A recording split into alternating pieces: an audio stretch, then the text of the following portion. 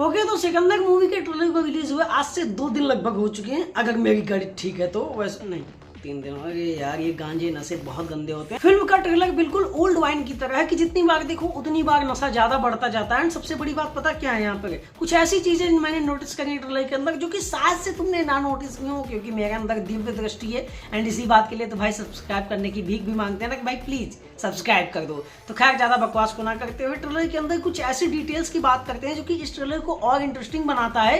And कुछ ऐसी चीजें पता चली है मूवी के बारे में जो कि शायद से अब लोगों का इंटरेस्ट बढ़ाने वाली है। जिन लोगों को लगता है कि एक नॉर्मल फिल्म है, बस एक प्रॉपर मसाला की यहाँ स्टोरी रिवील कर दी गई है, एक विलन है, एक हीरो है, तो ऐसा नहीं। इसके अंदर और भी बहुत सारे फैक्ट्स एंड और भी बहुत सारी चीजें हैं जो कि हम आज इस ट्रेलर में डिस्कस करने वाले हैं, नहीं इस वीडियो में। सबसे पहले इस मूवी के अंदर हमारे सलमान खान साहब के कैरेक्टर की बात करें तो उनका नाम है संजय राजकोट, जो कि एक काफी रिच आदमी है जिनको राजा साहब लोग बोलते हैं। इतने रिच कि 60,000 लोगों को 6,000 बार एडमिट कर सकता है बंदा, इतना शो ऑफ करता है।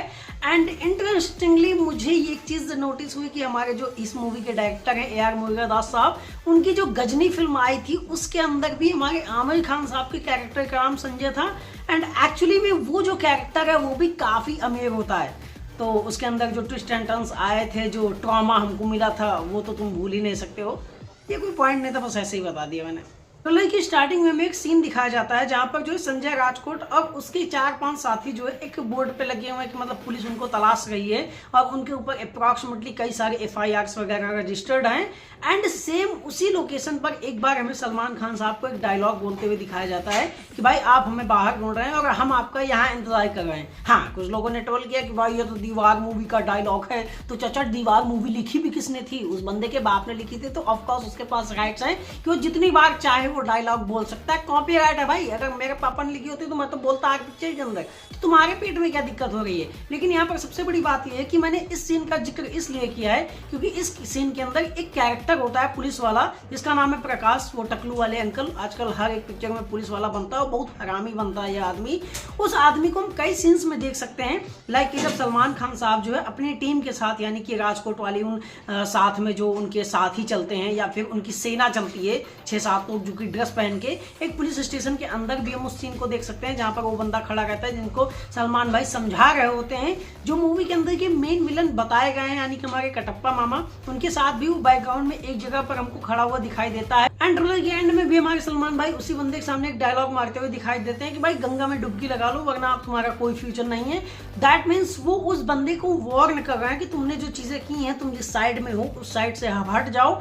एंड मे बी वो पुलिस वाला एट द एंड तक सलमान भाई की साइड में हो जाएगा। ऐसे कुछ साइंस हमें इस मूवी के अंदर देखने को मिल रहे हैं। तो एक टैक्सी वाला सीन तो तुम्हें याद ही होगा जहां पर हमारे सलमान भाई उसको जो है 2 नोटों की गड्डियां निकाल के देते हैं। सरमन जोशी कहते हैं कि भाई टैक्सी खरीदनी नहीं है, सिर्फ उसका किराया देखना है। इंटरेस्टिंगली अगर तुम उन नोटों पे जूम करो तो पता नहीं ये प्रोडक्शन हाउस का क्या है क्या नहीं, पर वो असली नोट नहीं होते हैं, वो चिल्ड्रन बैंक के नोट होते हैं जो कि क्लियरली नजर आ जाते हैं। अब इतनी बड़ी पिक्चर में इतना क्या है वो तो मूवी देखने के बाद ही पता चलेगा, बट ठीक है। स्टार्टिंग में मैंने जो है इस मूवी से गजनी की सिमिलैरिटीज की बात करी थी कि भाई उस बंदे के कैरेक्टर का नाम भी संजय रहता है एंड इसका नाम भी संजय रहता है। एंड ऑनेस्टली बता रहा हूँ कि ट्रेलर देखने के बाद कुछ सीन्स में ऐसा रियलाइज होता है कि सलमान खान इस मूवी के अंदर 2 टाइप के कैरेक्टर प्ले करने वाले हैं। एक में एकदम मस्त मौला दानी टाइप के आदमी होंगे जो कि एट द एंड तक भी रहते हैं, लेकिन एक में काफी टूटे हुए, काफी बिखरे हुए और काफी सैड लाइफ जी रहे आदमी होंगे जो कि कई बार अपनी बीवी को बस इमेजिन ही कर रहे होंगे। लाइक कि हमें एक सीन दिखाया जाता है जहां पर रश्मिका मंदाना उनसे कहती हैं कि अभी तुमने जो कुछ किया है वो सिर्फ मेरे लिए क्या है, अब उन 3 लोगों के लिए करना है। वहां पर हम देख सकते हैं कि वाइन के गिलास वगैरह रखे हुए हैं, सलमान भाई एकदम ऐसे फैले चिल कर रहे हैं। वहां पर मेरा ऐसा मानना है कि रश्मिका मंदाना एक्चुअल वाली नहीं होंगी बल्कि उनकी इमेजिनेशन में होंगी। जी हाँ, इस मूवी के अंदर एक चीज तो कंफर्म है कि रश्मिका भाभी का इस बार कोई फ्यूचर नहीं है, मतलब वो टाइम होने ही वाली है। एंड इन्हीं कॉन्फ्लिक्ट्स की वजह से शायद संजय राजकोट साहब जो है मुंबई गए हैं। मुंबई की जब हमने बात करी थी तो मुंबई में सत्यराज साहब से जिस तरह से उनकी दुश्मनी होगी उसके कुछ हमें ग्लिम्स मिलते हैं कि भाई मुंबई के अंदर वो सबसे पहले जाके स्लम्स एरियाज को देखते हैं कुछ स्टूडेंट्स के साथ। एंड वहां पर उसके बाद वो हॉस्पिटल में जाते हैं जहां पर डिस्कस करते हैं कि भाई इन लोगों को एडमिट करवाओ, तो कहते हैं कि इतने बेड्स नहीं है, तो कहते हैं हम लोग जो है 60,000 लोगों के आसपास 6,000 बार एडमिट कर सकते हैं जिस जगह से आते हैं, फिर जितना पैसा है मेरे पास। अब इस पूरे सीन को कई सारे सीन्स के साथ मिला के देखने पे एक चीज पता चलती है, सलमान भाई स्लम एरिया एरियाज में गए जहाँ पर वो डंपिंग यार्ड या फिर कचरा वगैरह फेंका जाता है, एंड वहाँ पर कुछ स्टूडेंट्स उन्हें बताते हैं कि ये कचरा जो जलाया जा रहा है इसकी वजह से लोगों के लंग्स में या फिर बच्चों के बूढ़ों के लंग्स में प्रॉब्लम हो रही है, उनको सांस लेने में दिक्कत हो रही है, एंड इसलिए वो पहुंचते हैं उस कचरे वाली जगह में। तुमने एक टीजर के अंदर भी सीन देखा होगा जहाँ पर सलमान भाई अपने लोगों के साथ चल के आ रहे हैं, ढेर सारा अगल बगल जो है कचरा जल रहा होता है और लोगों को कुत्तों की तरह धो रहे होते हैं। वो एक्चुअली में सीन ऐसा ही है कि पहले उन्होंने मना किया होगा कि यहाँ पे कचरा नहीं जलाना है, आफ्टर दैट हो जाते हैं तो कुछ लोगों ने दादागिरी करी होगी कि भाई तुम्हारा क्या चाहता है, मैं तो जलाऊंगा। तब वहां पर उन लोगों को वो मारते हैं, मार के भगाते हैं, एंड आफ्टर दैट जो बीमार लोग होते हैं उनके लिए वो लगाते हैं कैंप, जिसमें हमें एक सीन के अंदर दिखाई भी देता है क्लियरली कि कोई कैंप लगा हुआ है जहां पर ये लिखा हुआ है कि लंग्स वाले लोगों का इलाज चल रहा है, और वो कैंप जो है सिकंदर साहब ने ही लगाया है। एंड यहीं से शुरुआत होगी सत्यराज साहब के साथ उनकी दुश्मनी की, जहां पर उन्हें पता चलता है कि भाई एक नया बंदा आया है जो लोगों का मसीहा बन रहा है, इतने सारे लोगों का फ्री में इलाज करवा रहा है मुंबई के अंदर, मैं चीफ मिनिस्टर होकर भी ये सब चीजें नहीं कर पा रहा हूँ। तो आफ्टर दैट उन दोनों की आमने सामने टक्कर होगी, एंड मे भी 3 स्टूडेंट्स जो कि 3 लोगों के बचाने की, 3 के मारने की बात करते हैं, क्योंकि सत्यराज कहते हैं कि मैं इन 3 लोगों को जिंदा नहीं छोड़ूंगा, रश्मिका कहती हूँ 3 लोगों के लिए करना है।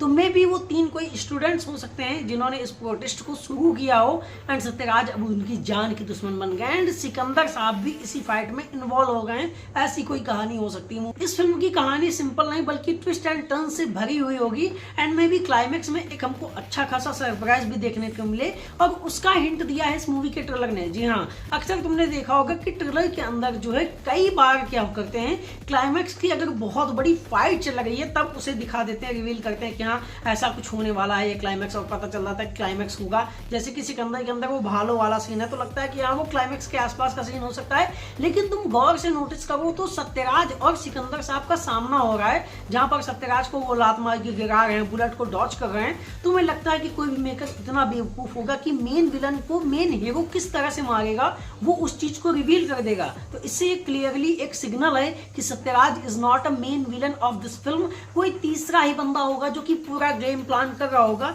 क्योंकि जिस तरह से हमने देखा है कि सिकंदर मूवी के अंदर वो एक कोल माइन का उद्घाटन करते हैं, एक्चुअली में माइन का उद्घाटन करते हैं, वो कोल वाली थी या नहीं, जहां पर ढेर सारे लोग और रश्मिका लोग एंजॉय करते हैं। फिर उसी माइनिंग एरिया के अंदर हम सिकंदर को फाइट करते हुए देखते हैं। रश्मिका मंदाना पे अटैक होता है सिकंदर के साथ जब वो जा रही होती है, आई मीन सिकंदर के पास अटैक होता है गन वन से, बहुत बड़ा अटैक, जिस पर वो कहते हैं कि शांत रहो मेरी बीवी सो रही है, एंड मैं हैंडल कर रहा हूँ ना, गन वन मत चलाओ। तो इन सब चीजों से क्लियरली एक चीज विजिबल हो गई कि कोई बंदा जो है इन पे अटैक करवा रहा है मुंबई आने से पहले ही, एंड इसीलिए शायद से वो कुछ तार ऐसे जुड़े हैं जिनकी वजह से मुंबई गए हैं। एंड अगर वहां पर कोई बंदा उनके ऊपर अटैक करवा रहा है, दैट मीन्स कि वो राजकोट का या उनकी फैमिली के या आसपास का कोई बंदा हो सकता है। नाम तो मुझे एक थोड़ा इमेजिन हो रहा है, बट मैं यहाँ पे रिवील नहीं करना चाहूंगा। अगर ऐसा ही कुछ हुआ तो लोगों का एक्सपीरियंस बहुत गंदा हो जाएगा, खराब हो जाएगा, एंड मैं भी तुम लोग गालियां भी देना पसंद करो, so that's why I am not revealing the name. But मुझे ऐसा लगता है कि इस मूवी के अंदर मेन विलन सत्यराज नहीं बल्कि कोई तीसरा ही बंदा होगा जिसने ये पूरा षड्यंत्र रचा होगा सिकंदर की पूरी विरासत को कब्जा करने के लिए। और उसका एक बहुत बड़ा रीजन भी है कि सिकंदर बहुत बड़ा दानी टाइप का कैरेक्टर है, सारा पैसा लुटा ही रहा है, तो किसी को तो प्रॉब्लम हो रही है इस पैसे से कि भाई ये हम लोग का पैसा है, पैसा तो यूज करने के लिए होता है, तुम खर्चा ऐसे क्यों उड़ा रहे हो। तो यही सब चीजें हो सकती हैं। खैर तुम्हें ये सारी थ्योरीज पे क्या लगता है, कितना बिलीव करते हो, ये तुम कमेंट सेक्शन में बताओ। बाकी उम्मीद करते हैं तुम्हें ये वीडियोस एंड मेरी थ्योरीज पसंद आई होंगी। पसंद आए तो चैनल को सब्सक्राइब कर लो। मिलेंगे किसी अगले वीडियो में। ओके बाय, जय हिंद, लव यू ऑल।